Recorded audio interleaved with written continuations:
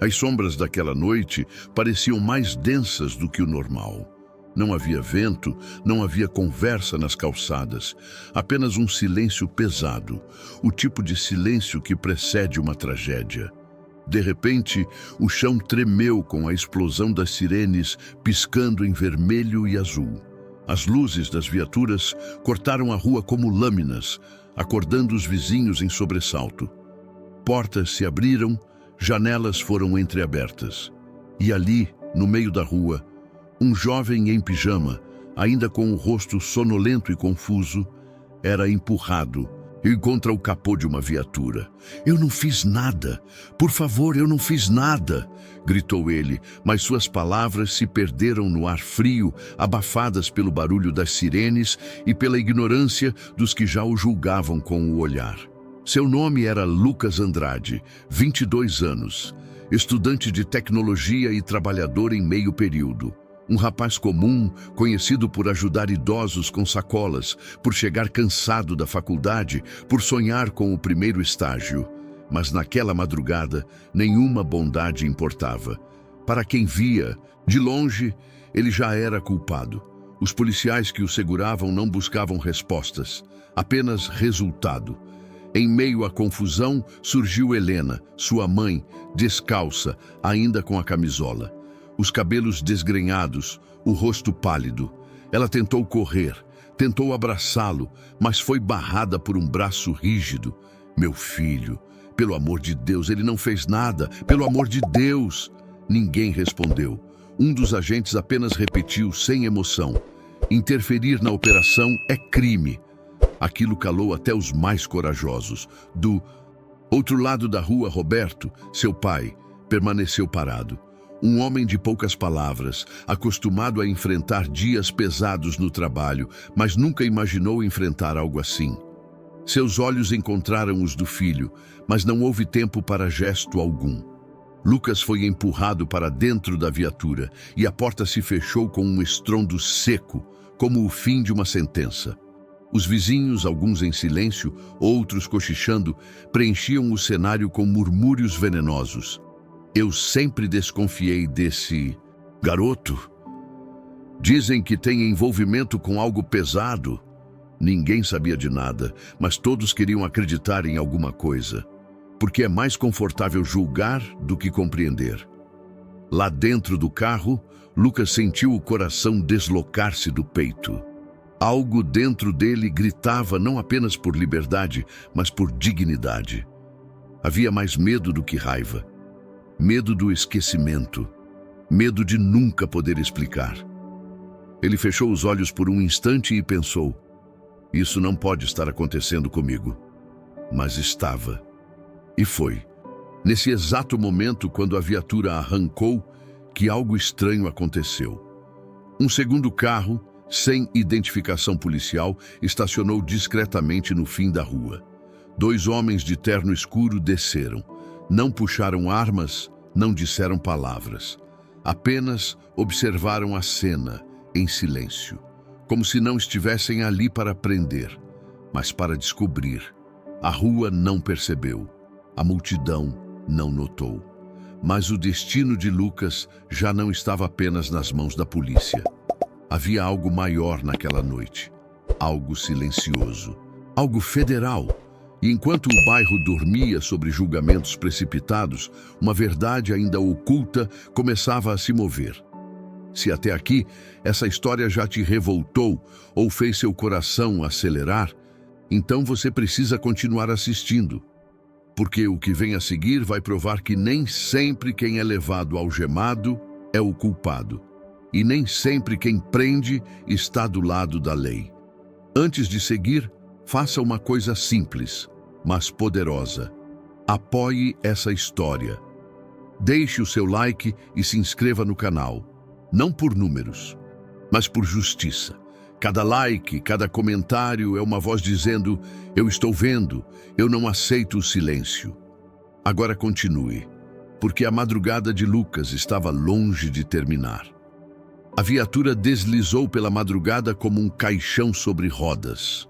Dentro, Lucas permanecia em silêncio, tentando respirar entre soluços contidos. O cheiro de couro velho e ferrugem invadia suas narinas. Era como se aquela viatura não transportasse pessoas, mas destinos quebrados. A cada curva, ele sentia a liberdade se afastando e o desconhecido se aproximando com garras invisíveis. Ao chegar na delegacia, o portão de ferro rangeu, como se protestasse contra mais uma injustiça. O ambiente era frio, iluminado por luzes brancas que mais pareciam lâminas. Um agente abriu a porta e o puxou para fora com brutalidade mecânica. Ninguém o olhou como ser humano. Para eles, ele já era um número, um processo, um possível culpado a ser exibido. Encosta na parede. Olha para frente. As paredes estavam manchadas de marcas de mãos, arranhões, rabiscos de nomes, rastros de desespero deixados por outros que ali entraram e talvez nunca saíram. Uma máquina fotográfica antiga, encaixada em um tripé, esperava como um carrasco silencioso. A lente capturou seu rosto inchado de choro, seus olhos marejados e o transformou em registro policial. Uma foto, arrancando sua história, deixando só uma suspeita. Vira a mão, agora a outra. Seu nome era repetido com descaso. Lucas A. Silva. Lucas A. Silva. Ninguém se importava em pronunciar certo. Naquele ambiente, a identidade era irrelevante. Só importava a acusação. Atrás do balcão, agentes murmuravam entre si. Mais um inocente, né? Todos falam isso. Risadas baixinhas ecoaram como navalhas. Lucas engoliu seco. Queria gritar, mas sabia que não adiantaria. A verdade ali não tinha valor sem alguém poderoso para autorizá-la. O corredor até a cela era estreito, úmido, com lâmpadas piscando. O chão sujo mostrava passos enlameados, rastros de vidas revolvidas. O ranger dos trincos da cela atordoou seus ouvidos. Um policial empurrou-o para dentro. Bem-vindo ao fundo do poço. O interior da cela era sufocante. Um colchão fino jogado sobre uma cama de ferro, manchas escuras nas paredes. O cheiro de mofo e urina formavam uma atmosfera nauseante. Ali, o tempo não corria, apodrecia. Do lado de fora, a imprensa já se organizava. Microfones, flashes, manchetes prontas. Jovem suspeito de ligação com organização criminosa é preso. Vizinhos afirmam, sempre. Foi estranho. Nenhuma prova, nenhum direito à defesa, apenas um espetáculo de condenação. A rua onde Lucas cresceu, onde brincou de bicicleta e sonhou com um futuro simples, agora o lembraria como manchete. Seus professores veriam, seus colegas cochichariam, seu bairro o julgaria em silêncio. Na casa dos Andrade, o caos se instalava. Helena tremia sem parar. Suas mãos seguravam uma foto do filho, ainda criança, com uniforme escolar. Roberto, imóvel, sentava-se na borda da cama. Ele não chorava, talvez porque sua alma estivesse sangrando por dentro, incapaz de transbordar. Eu conheço meu filho, ele não fez nada. Eu sei que ele não fez nada, repetia Helena como uma oração desesperada. Mas ali fora, quem se importava com a verdade de uma mãe? Enquanto a cidade dormia em segurança, Lucas encarava o teto sujo da cela, tentando entender. Como tudo pode mudar em uma noite. Como a justiça pode ser tão cega a ponto de enxergar apenas o que deseja. Ele ainda não sabia. Mas aquela prisão não era sobre ele, era sobre algo muito maior. E alguém, em silêncio, já vigiava essa injustiça. Antes das luzes vermelhas cortarem a rua, Lucas Andrade era só mais um rosto apressado na multidão. Acordava às 5h40, café preto sem açúcar, 2 pães amanhecidos com manteiga e o caderno surrado na mochila. Pegava o ônibus lotado rumo à faculdade de tecnologia e, no intervalo, respondia clientes do trabalho de meio período numa assistência de informática. Não havia glamour, havia esforço. Havia um menino que suava para ser homem sem dever nada a ninguém. Aos sábados, consertava os celulares dos vizinhos, cobrando barato, às vezes de graça para Dona Rita, que criava netos sozinha. Aos domingos, prometia a si mesmo estudar mais 1 hora de lógica de programação. Guardava moedas num pote de vidro para comprar um curso online que prometia abrir portas de estágio. Sonhava alto, falava pouco. Quem conhecia Lucas sabia. Ele não era perfeito, mas era decente. E neste mundo, decência é uma qualidade que raramente vira manchete, até que a injustiça a arranque de você. Na escola, foi o garoto dos cabos. O professor de física, seu Arlindo, lembrava do dia em que Lucas fez um ventilador velho voltar a girar usando um fio improvisado e fita isolante. "Menino tem cabeça boa", disse. Quando o avô de Lucas adoeceu, ele passou noites no hospital mexendo em planilhas para ajudar a mãe a organizar remédios e contas. Helena, costureira de mãos calejadas, sorria quando o via dormir na mesa com o notebook aberto e a testa encostada no teclado. Roberto, o pai, dizia pouco, mas sempre deixava um copo de água ao lado do filho e fechava a janela para o vento não adoecer o menino. Era assim, amor silencioso, cotidiano, real. Havia também Daniel Cruz, melhor amigo desde a infância. Juntos, sonharam criar um aplicativo para ajudar pequenos comércios do bairro a controlar estoque e vendas sem pagar caro. Passaram noites rabiscando telas em folhas de ofício. Não conseguiram terminar. Faltou dinheiro, sobrou vida. Lucas guardou o projeto numa pasta chamada Manhã, como quem promete a si mesmo que um dia o sol vai nascer do jeito certo. Tudo isso, os pequenos gestos, o respeito, as promessas, começou a desmoronar quando a primeira manchete apareceu no celular de um colega de classe. Universitário é detido por possível ligação com um grupo investigado. A palavra possível se perdeu. O rótulo investigado grudou como óleo frio. No grupo de mensagens, viraram os olhos. Professor cancelou a reunião de monitoria. Um vizinho evitou cruzar a rua no mesmo horário. Gente que Lucas cumprimentou por anos, preferiu atravessar sem olhar. A honra, aquela roupa invisível que vestimos para ser gente, foi rasgada em silêncio.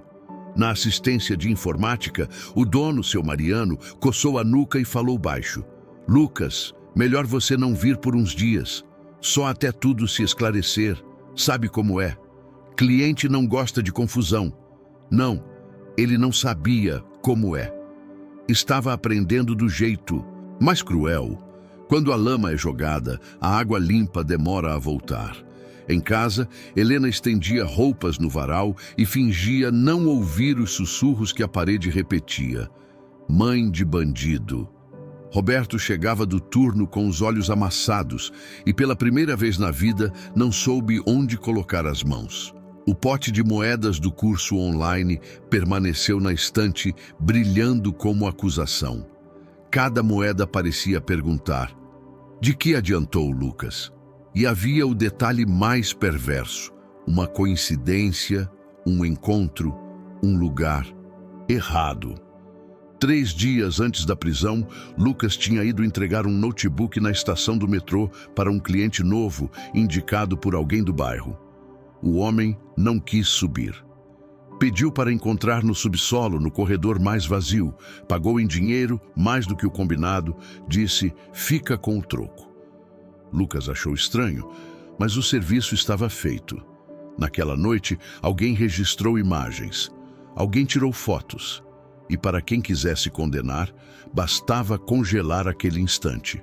2 homens, um pacote, dinheiro, a narrativa perfeita para transformar um trabalhador em suspeito. A verdade é que Lucas sempre foi de reparar em coisas quebradas, máquinas, telas, dobradiças. Consertar dava sentido, mas agora era a sua reputação que estalava nos cantos e não havia chave Phillips que arrumasse isso. O que fazer quando o defeito não está no aparelho, mas no olhar de quem te julga? No fundo da cela, deitado no colchão fino, Ele revisitou cada pequeno orgulho em câmera lenta, o aplauso tímido de seu Arlindo, a mão da mãe entregando o pão quente, o pai ajeitando o cobertor sem fazer barulho, Daniel sorrindo com o protótipo do app. E chorou sem som, porque até o choro parecia ter sido confiscado. Ali, a desumanização começou a cumprir a agenda. Primeiro tiram sua voz, depois sua versão, por fim sua memória, até que você mesmo comece a duvidar de quem é. Mas a história não acabaria assim. Do lado de fora, alguém folheava documentos. Nomes, datas, transferências, assinaturas tortas, um padrão, uma brecha, uma mentira mal costurada. O que ninguém sabia ainda é que a vida de Lucas estava prestes a ser puxada de volta pelo fio certo. E quando esse fio é puxado, pano sujo demais costuma vir junto. O som das trancas ecoou pelos corredores como se a prisão respirasse metal. Ali dentro, os dias não começavam nem terminavam, apenas vazavam. O corredor úmido era uma cicatriz permanente, e cada grade parecia uma mandíbula faminta. Lucas foi conduzido por um guarda até uma cela coletiva, onde olhares invisíveis o examinaram antes mesmo que ele cruzasse a porta.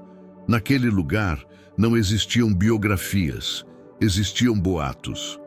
Esse é o novo. Pegaram de madrugada. Dizem que mexe com coisa grande. Todo inocente usa esse discurso. As paredes eram amarelas, descascadas em tons de ferrugem. O cheiro de mofo misturado com suor e desespero impregnava tudo. Um lençol servia de divisória entre dois beliches, como se alguém ainda tentasse conservar um último traço de privacidade. Um homem sentado no canto, barba grisalha e olhos vazios, comentou sem olhar: "Bem-vindo. Aqui ninguém pergunta por quê. Só quem vai sair primeiro." Lucas ficou em pé, imóvel.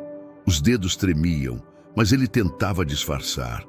Uma parte dele ainda acreditava que tudo seria esclarecido em horas, que alguém ligaria, que seu nome seria limpo. Mas ali, até o próprio tempo duvidava de si. Na refeitório, a comida era um caldo ralo servido em tigelas deformadas. Um guarda gritou: "Cabeça baixa e silêncio!" As bandejas batiam, os talheres raspavam. Um detento mais velho cochichou: "Erro da polícia! Erro não traz ninguém de volta. Já vi inocente sair daqui no saco preto." Lucas percebeu que na prisão não há lugar para quem insiste em ser quem era. Ou você se adapta à culpa que te dão, ou enlouquece tentando provar inocência que ninguém quer ouvir. Na ala administrativa, enquanto isso, alguns agentes analisavam o caso. Um delegado folheava o relatório com pressa. Testemunha anônima, uma foto de vigilância, movimentação em dinheiro, é o bastante. Mas algo incomodava a agente Mauro, um policial de meia-idade com olhar cansado. Ele viu centenas de flagrantes, mas esse tinha brechas demais. "Não tem perícia? Depoimento formal? Só essas fotos?" O delegado respondeu irritado: "Você quer o quê, Mauro? O garoto estava no lugar errado. Encerre isso." A caneta carimbou o papel e, com um simples ruído de carimbo, inquérito aberto. O destino de Lucas foi registrado como quase irreversível. Mas Mauro não tirava os olhos das imagens. Algo estava errado. O dinheiro na mão, o pacote, a pressa da prisão. Ele já vira esse roteiro e sabia que, quando a pressa é maior que a prova, é porque alguém lá fora está com medo do tempo. Do outro lado da cidade, a notícia se espalhava como veneno despejado em água limpa. Nos grupos de mensagens, sabia que tinha algo estranho nele. Sempre quieto demais. Quem cala, consente. A superficialidade moderna julgava com emojis.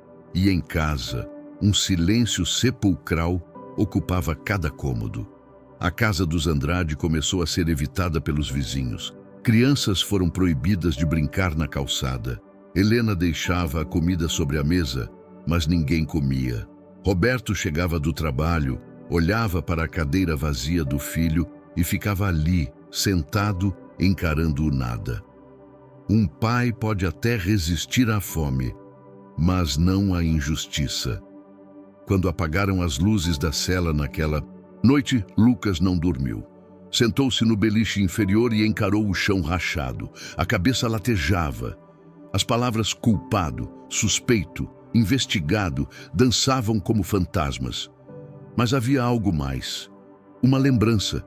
O rosto do homem do metrô. O dinheiro a mais. A pressa. A frase, fica com o troco. Foi ali que ele percebeu. Talvez não fosse coincidência. Talvez ele tivesse sido colocado em uma armadilha. Não por estar no lugar errado, mas por ser o alvo certo.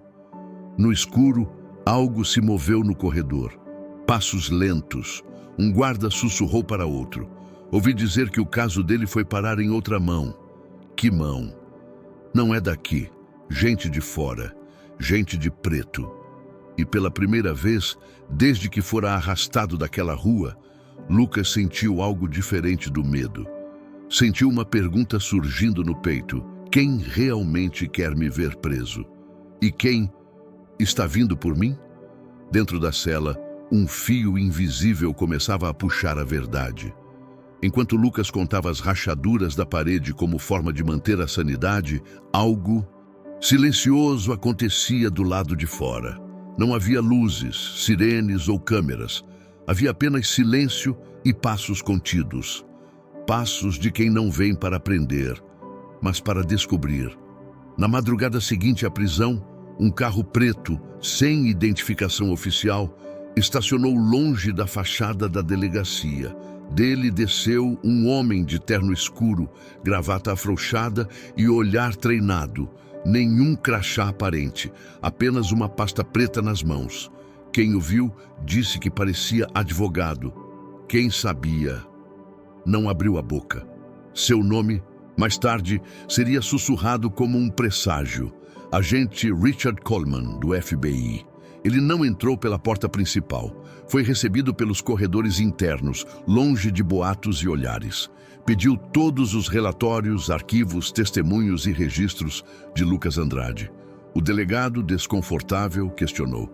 Esse caso é estadual. Por que o interesse federal? Coleman folheou os papéis sem erguer o olhar. Porque às vezes, quando uma pedra cai, é sinal de que a montanha está ruindo. Na cela, Lucas não sabia de nada, mas sentiu algo mudar. Guardas cochichavam, portas, antes batidas, agora fechavam com cautela. Um deles, sem olhar diretamente, deixou uma bandeja de comida e murmurou. Não assina nada, nem conversa sem seu advogado. Foi embora sem explicar, mas plantou uma semente. Dentro da sala de arquivos, Coleman examinava cada folha como quem lê entre as linhas. Erros grosseiros saltavam. Uma assinatura duplicada, um horário que não batia com o registro de viatura, um valor em dinheiro, anotado sem justificativa. E a imagem, a tal imagem do metrô. Nada nela provava crime. Era apenas um frame congelado, suficiente para destruir um nome, insuficiente para sustentar um processo. Muito conveniente, murmurou. O FBI já acompanhava algo maior. Um esquema de plantação de provas e manipulação de suspeitos em pequenas jurisdições. Lucas era mais uma peça, mas uma peça útil. Um erro perfeito, capaz de revelar todo um jogo sujo. Na copa da delegacia, agente Mauro observava à distância a reunião. Ele não era tolo, polícia antiga de rua e não de gabinete. Tinha faro para o que federava. Aproximou-se discretamente e perguntou ao delegado. Quer que eu acompanhe essa análise? Não, Mauro. Fica fora disso. Ninguém diz fica fora disso. Sem motivo. Mauro entendeu. Alguém acima tinha medo. Enquanto isso, a mídia começava a trincar o caso. Manchetes mudavam de tom. Blogs locais postavam prisão sob investigação federal? Estudante pode ter sido vítima de armação? Na cela, Lucas sentiu os primeiros sinais de que algo estranho estava acontecendo.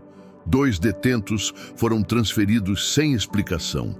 Um guarda recolheu os uniformes para nova contagem. A cela ao lado foi esvaziada. Sinais que ninguém compreenderia, exceto quem estivesse procurando. Às 3 da manhã, Lucas acordou com uma sensação sem nome. Não era medo, não era esperança, era pressentimento de que algo se movia, invisível, em sua defesa. Ele fechou os olhos e sussurrou pela primeira vez desde tudo aquilo: "Pai, mãe, alguém ainda está me ouvindo?" Do lado de fora, um telefone tocou em uma sala reservada. Do outro lado da linha, uma voz autorizava a próxima fase: "Continue, mas em silêncio. Esse caso é maior do que parece." E assim, pela primeira vez desde a noite da prisão, a balança da justiça começou a se inclinar. Não a favor de Lucas, mas contra aqueles que o colocaram ali. O relógio da delegacia marcava 04:17 quando Richard Coleman reapareceu. Não havia comitiva nem holofotes, apenas um homem com passos exatos e a pasta preta um pouco mais pesada. Agente Mauro fingiu não notar, mas o estômago já sabia. Quando o federal volta antes do amanhecer, é porque alguém vai perder o sono. E talvez o distintivo. Coleman não pediu sala. Ocupou a mesma mesa metálica do dia anterior, espalhando cópias e relatórios como quem monta um tabuleiro. No topo, uma palavra escrita à mão: cadeia de custódia. Ele chamou o escrivão, o perito, o delegado. A voz era baixa, porém afiada. "Quero a linha do tempo completa do flagrante. Quem coletou, quem transportou, quem guardou, quem assinou. Se faltar 1 minuto, volta tudo ao início." Um silêncio desconfortável assentou no ar, como poeira depois de demolição. O delegado pigarreou: "Isso é excesso de zelo, agente." "Não, isso é justiça funcionando." Na cela, Lucas acordou com o ruído de chaves. Um guarda abriu a portinhola e apenas deixou cair um bilhete dobrado em 4. Nada escrito, só um recorte de jornal com a manchete do dia anterior e um círculo vermelho em volta da palavra suspeito. Mensagem clara: eles escrevem o que querem. Lucas fechou os olhos para não desmoronar. Lembrou do pai lhe ensinando a fixar parafuso gasto. Gira devagar, sente o encaixe, forçar quebra. Ele respirou. Encaixou. Não cederia. No arquivo morto, a contradição surgiu como rachadura em represa. A assinatura de recebimento das evidências aparecia com traço idêntico em 2 horários diferentes. A foto do metrô tinha metadados que não batiam com o relógio da estação.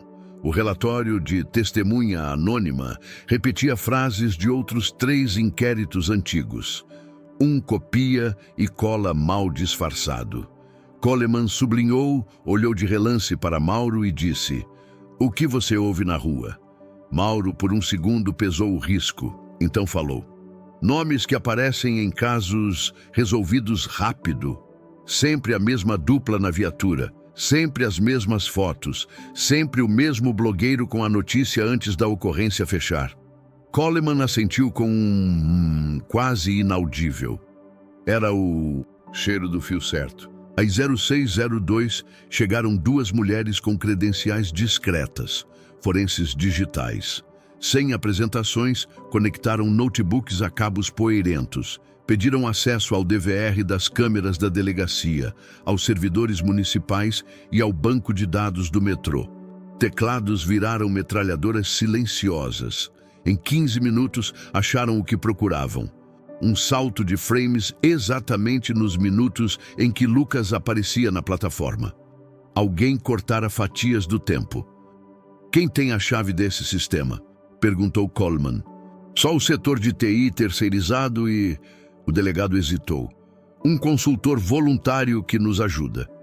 "Nome?" "Eduardo Paes." Mauro sentiu um arrepio. Paes era figura conhecida nos bastidores. O homem que consertava tudo. Consertava rápido demais. Coleman não sorriu, mas algo nele firmou. Ligou para um número curto, sem dizer o nome. "Here, Stage 2. Do lado de fora, um carro encostou. Malas pretas, lacres, ordens seladas. A equipe montou um espelhamento clandestino do servidor do metrô e da delegacia. Se alguém tentasse corrigir arquivos naquele momento, o espelho gravaria a mão que apagava. Às 07h11, um oficial civil entrou com um envelope pardo, mandado de apreensão no escritório do tal consultor. O delegado explodiu. Isso é uma afronta à minha autoridade. Coleman o encarou sem elevação de voz. Sua autoridade está intacta. O que está sendo testado é a sua consciência. Enquanto as rodas giravam na cidade, Lucas foi retirado da cela para uma entrevista. Na sala fria, cadeiras de plástico, uma câmera antiga no canto. Ao lado dele, uma defensora pública, doutora Lívia Couto, chamada às pressas. Você não diz nada além do seu nome e do que eu autorizar, sussurrou ela. E lembre-se, silêncio também é defesa. Do outro lado da mesa, um investigador tentou a cartilha velha. Ajuda a gente que a gente te ajuda. Quem te pagou? Lucas encarou a lente apagada e respondeu com a voz que ele mesmo quase não reconheceu. Eu conserto computadores. Entreguei um. Só isso. E o dinheiro a mais? Ele respirou. A mão da defensora tocou seu antebraço, firme. Foi estranho. Eu aceitei. E me arrependo de ter aceitado. Mas não cometi crime. A porta abriu. Coleman entrou, sem apresentar-se, como se fosse parte do mobiliário. Colocou sobre a mesa uma foto ampliada do tal encontro no metrô e, ao lado, um segundo frame recuperado pelas forenses. O cliente conversando, minutos antes, com Eduardo Paes, o consultor de TI. Curioso, não? Disse o federal, olhando não para Lucas, mas para o investigador. O fornecedor do vídeo prova aparece antes com o cliente do suspeito. Coincidência, é um animal raro quando se alimenta de dinheiro público. No mesmo instante, o mandado cumprido no escritório de Paes revelou chips de gravação, 2 celulares burner, planilhas com serviços prestados a pequenas delegacias e mensagens. Entrega o frame do garoto hoje. Blog às 21 horas. O círculo se fechava. Não era sobre Lucas. Era sobre um negócio. Coleman reuniu a equipe na sala metálica. Ainda não o libertem. Precisamos do vetor de erro ativo. Eles vão tentar corrigir a cadeia de custódia até o fim do dia. Quando mexerem, pegamos a mão no pote. Mauro entendeu a jogada. Manter a peça em tabuleiro para expor o truque. Dói, mas revela. No pátio, o sol finalmente rompeu as nuvens. Lucas, de volta à cela, sentiu um calor tímido no rosto. Não era esperança plena. Era o prenúncio dela. Aquele momento em que o silêncio muda de textura. Ao longe, um rádio chiou com pressa. Atenção, atenção. Ele está vindo para ajustar o servidor. Repito, o consultor está a caminho. Lá fora, o jogo virou. Pela primeira vez, a caça sabia que estava sendo caçada. O relógio marcava 10h12 quando Eduardo Paes entrou pela lateral da delegacia, com a arrogância de quem acredita ser invisível. Boné cinza, óculos escuros, mochila leve. Cumprimentou 2 agentes como quem cumprimenta cúmplices. Não pediu autorização. Caminhou em direção ao servidor central com a familiaridade de quem tem um passe livre para o erro. O que ele não sabia é que naquele dia cada passo era registrado, cada tecla espelhada, cada tentativa de consertar uma prova eternizada em tempo real. Coleman observava tudo pela sala interna. Ao seu lado, agente Mauro, silencioso, firme, a mandíbula travada. Ele vai tentar apagar o frame, disse Mauro. Não, corrigiu Coleman, sem tirar os olhos da tela. Ele vai tentar substituí-lo. Amador apaga. Profissional reescreve. Na cela, Lucas sentiu o ambiente mudar. Passos apressados no corredor, portas abertas em ordens curtas, guardas andando com rádios colados ao ouvido. A prisão inteira se comportava como um bicho acuado, à espera do estalo. O jovem encostou-se à parede. Não ouvia palavras, mas ouvia o que vinha por trás delas. Algo está prestes a acontecer. No corredor técnico, Eduardo Paes conectou o notebook ao servidor. Digitava com pressa calculada. Um arquivo foi arrastado sobre o vídeo do metrô. Dentro da sala, a tela do FBI exibiu os comandos em tempo real. Renomear, frame 001.png, frame substituto PNG, inserir, foto deletar. Log Coleman ergueu o olhar. Agora, 2 federais fardados, até então ocultos, entraram sem bater. Um deles retirou o cabo de força do terminal. O outro apreendeu o notebook. Eduardo não teve tempo de mentir, apenas congelou. Quando tentava levantar, um agente disse com a calma de um cirurgião: "Mãos visíveis, Sr. Paes. Tudo o que o senhor tentou fazer já está gravado." "Vocês não têm mandato para isso", gritou ele fora de si. Mauro interveio com a voz grave. "Eles têm algo melhor, a verdade." Ao mesmo tempo, na sala de imprensa, sussurros ferviam. Um site local, sem intenção de ser justo, publicou: FBI questiona provas na prisão de universitário.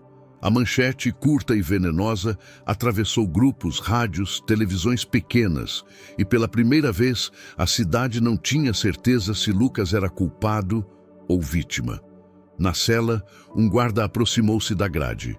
Não encarou Lucas, apenas disse: "Você foi ouvido hoje." "Por quem?" arriscou ele. "Por quem não grita? Por quem age?" E se afastou. Enquanto isso, Eduardo Paes era levado para uma sala vazia, sem algemas, sem perguntas, apenas uma pasta sobre a mesa aberta em sua frente. Lá dentro, cópias impressas de suas mensagens, encontros pagos, serviços prestados. "Quem encomendou?" perguntou Coleman. Silêncio. "Quem pediu o frame? Quem te pagou para fabricar suspeitos?" Eduardo suava. O homem que vendia corrupção agora lutava para comprar ar.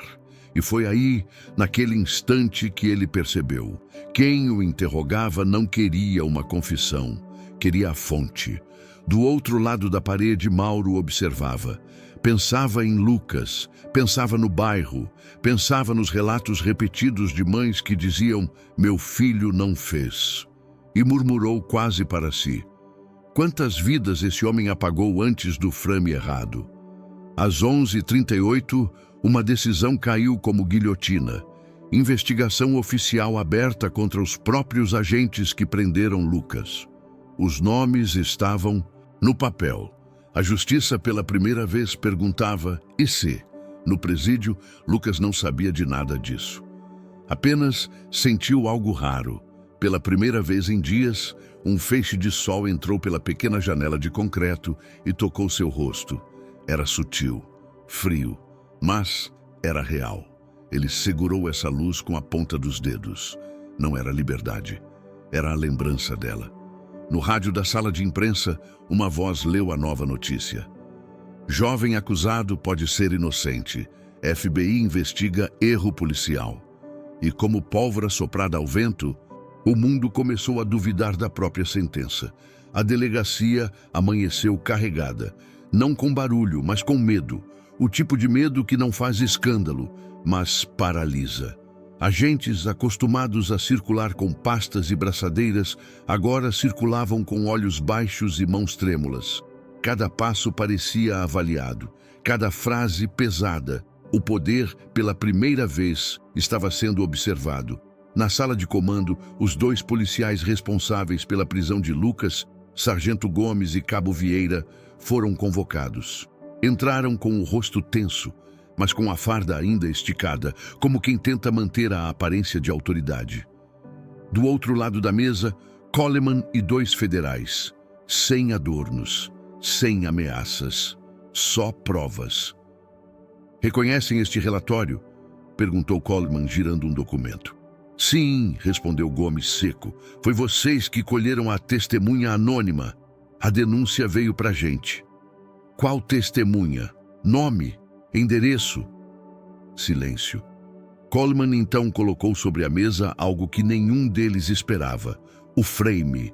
restaurado, o que mostrava, minutos antes do encontro com Lucas, o cliente conversando com Eduardo Paes.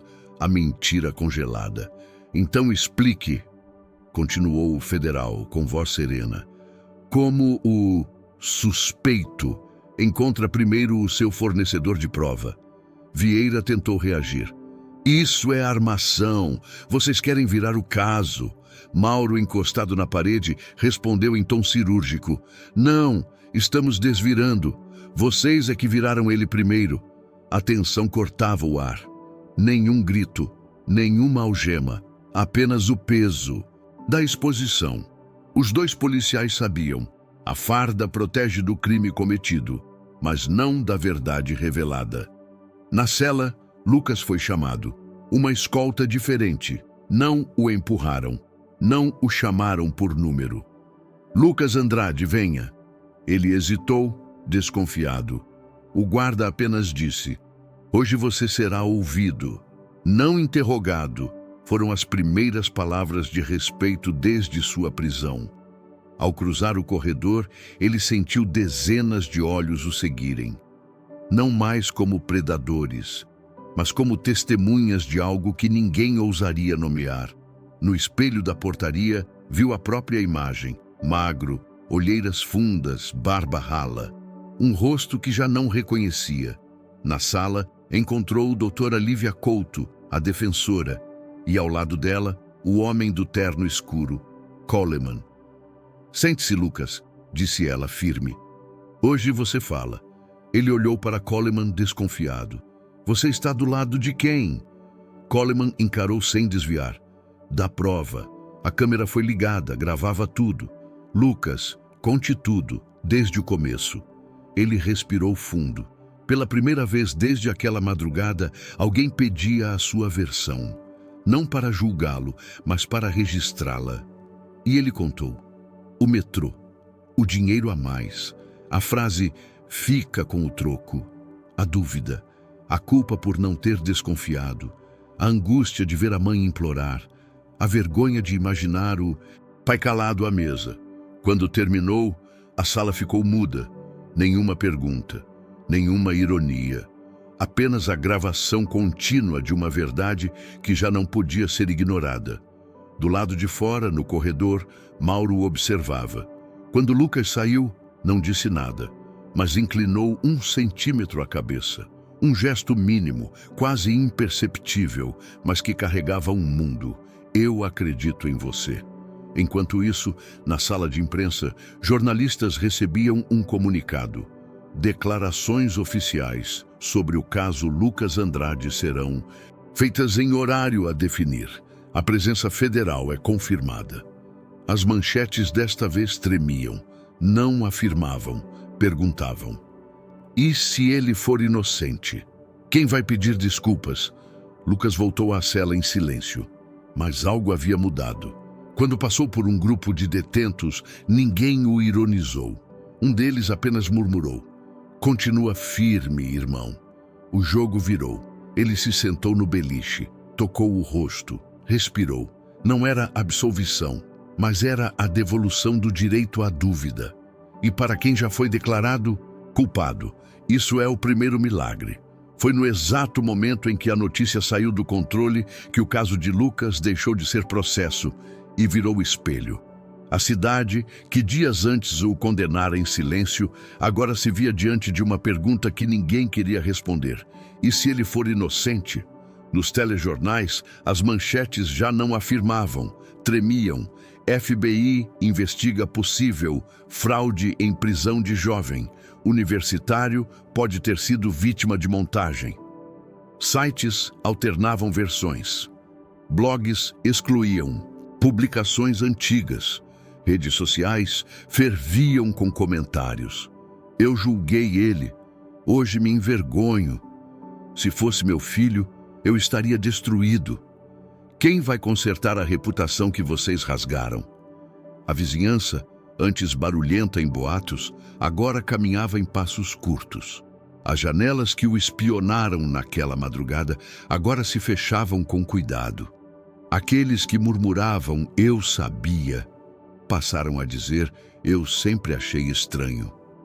Em poucas horas, o julgamento público virou amnésia coletiva. Na casa dos Andrade, as paredes ainda guardavam lágrimas, mas algo diferente acontecia. Helena, a mãe, recebeu a visita da repórter de um canal nacional. Senhora Helena, a senhora acredita na inocência do seu filho? Ela ergueu o rosto, enxugou as lágrimas com a barra do avental e respondeu com a dignidade de quem sempre soube. Meu filho nunca me deu motivo para duvidar. Foram eles que nunca esperaram para ouvir. Essas palavras circularam como flecha, não gritadas, sussurradas, e talvez por isso a atravessaram mais fundo. Roberto, o pai, não falava, mas naquela tarde ele recolocou no portão algo que havia retirado dias antes. Uma pequena lousa com a frase feita a giz: Família Andrade, somos honestos, mesmo quando o mundo não é. Um gesto simples, mas no bairro virou símbolo. As ruas começaram a registrar velas. Na calçada, ao lado da delegacia, alguém deixou um cartaz sobre o chão: Quem repara a vida que vocês quebram? Em outra cidade, estudantes compartilharam: Ele estudava. Era um de nós. Hashtags surgiram, as mais marcantes. Não foi flagrante, foi armadilha, mas inocência não se apaga. Do outro lado, os que tramaram a prisão sentiam um colapso. O blogueiro local que divulgara as acusações apagou os posts, mas prints se multiplicaram. A prefeitura negava envolvimento. O delegado ameaçava processo contra jornalistas, sinal claro de desespero. Dentro da carceragem, a mudança também era concreta. Um agente colocou discretamente sobre o beliche de Lucas um copo com água limpa. Não disse nada. Apenas deixou. Outro guarda, antes hostil, perguntou baixinho: Quer fazer uma ligação? Lucas olhou para ele como quem olha para um estranho que, por um instante, lembrou-se que também é humano. Na sala reservada, uma equipe forense apresentava a primeira conclusão preliminar. Houve manipulação de material, houve adulteração de imagem, houve responsabilidade de agentes locais, palavras secas, frias e devastadoras. O procurador estadual, pressionado pela imprensa, declarou ao vivo: se confirmada a fraude, medidas serão tomadas. Mas Coleman foi claro, em privado: medidas não bastam. A verdade não é para punir, é para limpar. No silêncio da cela, Lucas sentia tudo à distância, como se sua vida agora pertencesse ao mundo. Ele não sabia dos cartazes, das hashtags, dos olhos marejados na televisão. Mas uma coisa ele sabia: pela primeira vez desde a prisão, o peso sobre seu peito havia mudado de lugar. Antes, ele o esmagava. Agora, o sustentava. Ele encostou a testa na parede fria e murmurou: Pai, mãe, eu estou voltando, nem que seja em verdade. E lá fora, o povo começava a compreender algo antigo e urgente. A inocência não grita. Ela espera ser ouvida. O portão da carceragem se abriu às 18h47. Não houve fanfarra, nem pronunciamento oficial. Apenas um ranger metálico seguido da voz firme de doutora Lívia Couto, a defensora. Lucas, está na hora de ir para casa. Ele permaneceu imóvel por alguns segundos. Depois se levantou devagar, como quem teme que o chão esteja armadilhado. Caminhou pelo corredor com passos contidos, sem algemas, mas com os pulsos ainda marcados por elas. Cada passo era um ato de devolução. Não de liberdade, mas de identidade. No saguão não havia jornalistas, não havia flashes. Apenas duas pessoas, Helena e Roberto, seus pais. Eles não correram, não gritaram. Permaneceram de pé, fixos, como colunas feitas de cansaço e espera. Lucas parou diante deles, não disse nada. Helena tocou o rosto do filho e disse num fio de voz: Eu sabia, sempre soube. Roberto não abraçou, apenas segurou a nuca do filho e sussurrou: Agora respira. A gente aguenta o resto juntos. Do lado de fora, o céu tingia-se em tons de cobre. O horário em que a cidade troca de voz, dos ruídos para os pensamentos. Algumas pessoas observaram de longe, sem coragem de se aproximar. Outras abaixaram o olhar, incapazes de enfrentar a própria pressa em julgar. Ninguém aplaudiu, ninguém pediu perdão, e talvez isso tenha sido a parte mais honesta da cena. Nandiades, delegacia, a queda prosseguia. Gomes e Vieira, os policiais responsáveis pela prisão, foram afastados. O consultor de TI, Eduardo Paes, estava sob custódia federal. E o relatório preliminar do FBI era categórico. Houve manipulação de provas e possível conluio institucional. O país agora não perguntava se, perguntava quantos. Algumas horas depois, Lucas sentou-se à mesa da cozinha, lugar antigo de conversas simples. À sua frente, o prato favorito, arroz, feijão e ovo. Comida de verdade. Helena sentou-se ao lado, apenas observando. Roberto permaneceu em pé, mão apoiada na janela, como guarda silencioso da noite. Lucas ergueu o olhar e disse: "Eu não sei o que vai ser da minha vida agora." O pai respondeu sem virar o rosto: "Você volta a viver. O resto, o mundo que se explique." Os dias seguintes foram de silêncio público. Ninguém o convidou para entrevistas. Nenhum jornal pediu retratação. As manchetes mudaram de foco. A cidade seguiu. Mas algo permaneceu. Um vazio incômodo, como a ferida de um erro coletivo. Mas não completamente. Certa noite, Lucas abriu o celular.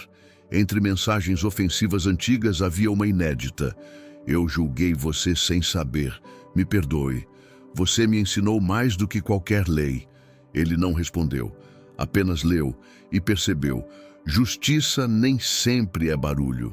Às vezes, é apenas ter a chance de continuar. Na televisão, um repórter encerrava o noticiário com uma frase rara. Existem casos que não terminam na prisão ou no tribunal, mas em cada consciência que assistiu em silêncio. Lucas fechou os olhos. Não havia vitória, não havia final feliz. Havia apenas algo mais sincero, a sobrevivência da verdade. E para alguém que já foi enterrado vivo pela mentira, isso é renascimento. Se esta história fez você sentir revolta, dor ou esperança, é porque ainda resta justiça dentro de você. Comente: inocência não pode ser silenciada. Compartilhe esta história, não por ele, mas por todos os que nunca tiveram quem os escutasse. Porque amanhã pode ser. Alguém que você ama. Se essa história já tocou você de alguma forma, se fez você pensar em quantas injustiças acontecem todos os dias, então eu te peço algo simples. Apoie este vídeo. Deixe seu like e se inscreva. Não por mim, mas por todas as vozes que nunca foram ouvidas. Quando você faz isso, você transforma esse conteúdo em algo maior, de vídeo, em mensagem de caso isolado, em alerta, porque só existe transformação quando alguém escolhe não ficar em silêncio. Agora, continue. A verdade ainda está apenas começando a aparecer.